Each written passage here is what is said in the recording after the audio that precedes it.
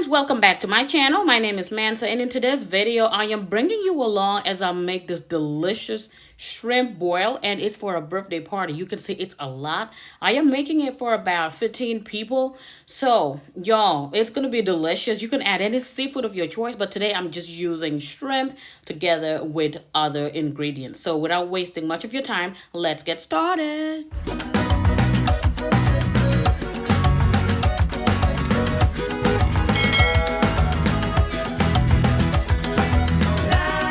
Welcome back, friends. So I am going to be starting off with the corn. I just buy the regular frozen corn at Walmart or any grocery store, really. If you like, you can buy the fresh corn and, peel it and do all that. But I just find this more simple. And I like this sweet corn that's already frozen.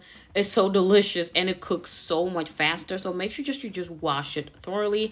And now I'm just going to add some water and put it on the fire and start boiling that. By the way, I am making this for my sister's birthday party.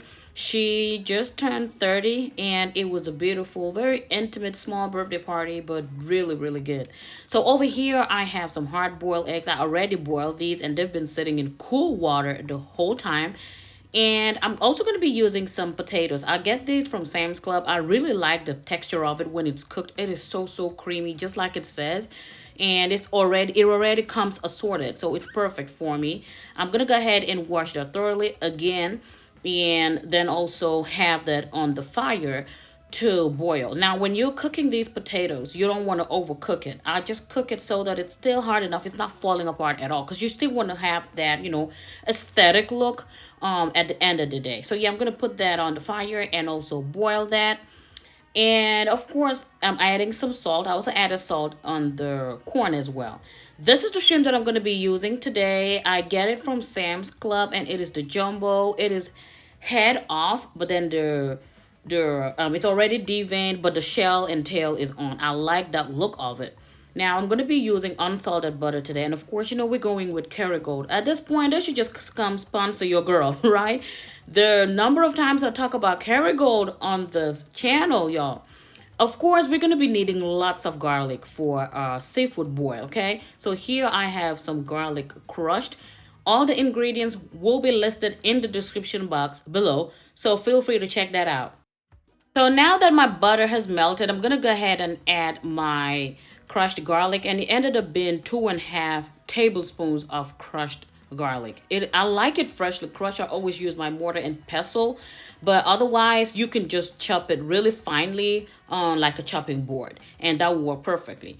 And now, y'all, please don't do this at home. Disclaimer: I forgot to dice up some onions, so I am just gonna quickly dice up a small yellow onion in here. Okay, and then just go ahead and saute that the onions and the garlic in that butter. Now for seasoning, of course, I'm gonna be using some Slap Your Mama Cajun Seasoning. Y'all, whoever gave this name is on point, y'all. It want to make you slap somebody.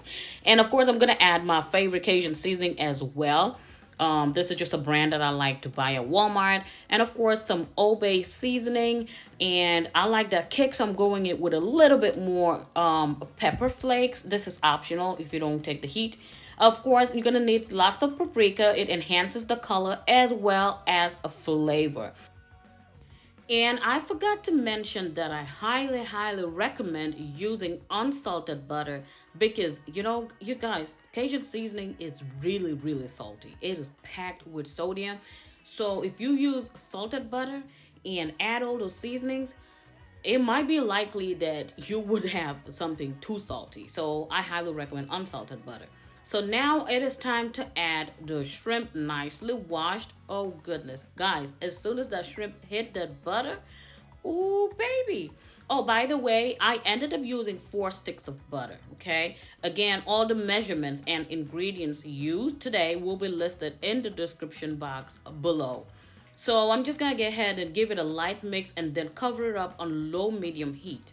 And in the meantime, I'm gonna prep my sausages. I'm using two different beef sausages today. I just like that variety. And if you don't know by now, this Hillshire Farm is by far my favorite brand.